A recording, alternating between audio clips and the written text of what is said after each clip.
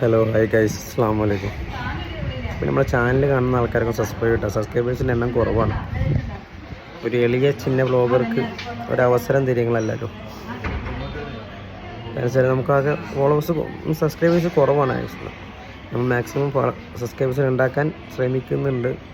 വെറുപ്പിക്കാത്ത രീതിയിൽ ഓരോ കാര്യങ്ങൾ പറയുന്നുണ്ടെന്ന് ശ്രമിക്കുന്നുണ്ട് ഞാൻ. നമ്മളൊക്കെ ഇതെല്ലാം മനുഷ്യന്മാരല്ലേ, നമുക്കെന്തെങ്കിലും കുഴപ്പങ്ങളുണ്ടല്ലേ? നമ്മൾ ഹാപ്പി ആയിട്ട് ജീവിക്കുന്നു, ഹാപ്പി ആയിട്ട് പോകുന്നു വരുന്നു.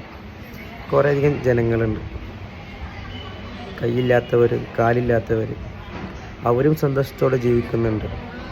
അതും കഴിയാത്തവർ നമ്മളെ കാണാറുണ്ട്. നമ്മൾ വഴിയോരങ്ങളിൽ നമ്മളോട് യാചിക്കുന്ന കാര്യങ്ങൾ.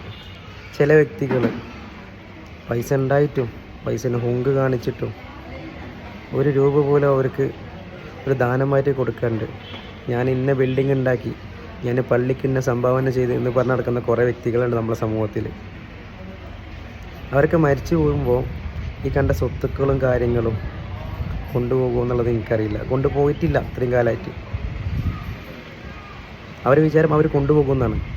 കാരണം സ്വന്തം ഏട്ടനക്ക് പോലും ഒരു വഴി പോലും നടക്കാനുള്ളൊരു വഴി കൊടുത്തിട്ട്, ഒരു അർജൻറ്റായിട്ട് ഒരു ആംബുലൻസിന് പോലും പോകാൻ വേണ്ടി വഴി കൊടുക്കാത്ത ആൾക്കാരാണ് നമ്മൾ ഇന്നത്തെ നാട്ടിലെ ജനങ്ങൾ.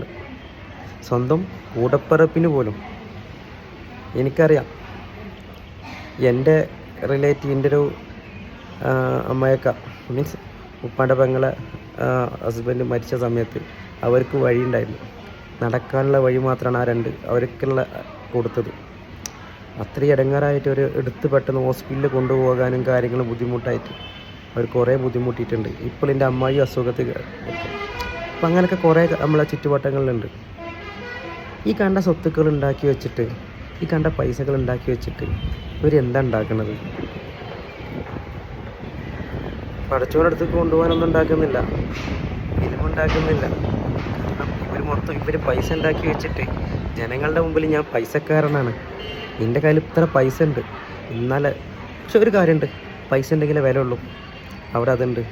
പക്ഷേ പൈസ അല്ല വില എന്നുള്ളത് അവർ മരിച്ചു കഴിഞ്ഞ സമയത്താണ് നമുക്ക് മനസ്സിലാവുക. ഒന്നും ഉണ്ടാവില്ല. മനുഷ്യന്മാരുടെ അവസ്ഥയാണ്. എപ്പോഴാ, ഇന്നോ നാളെ അറിയാൻ പറ്റത്തില്ല. എന്തായാലും തവക്കൽത്തു അലല്ല, പ്രാർത്ഥിക്കാം, ദൈവത്തിനോട് പ്രാർത്ഥിക്കാം,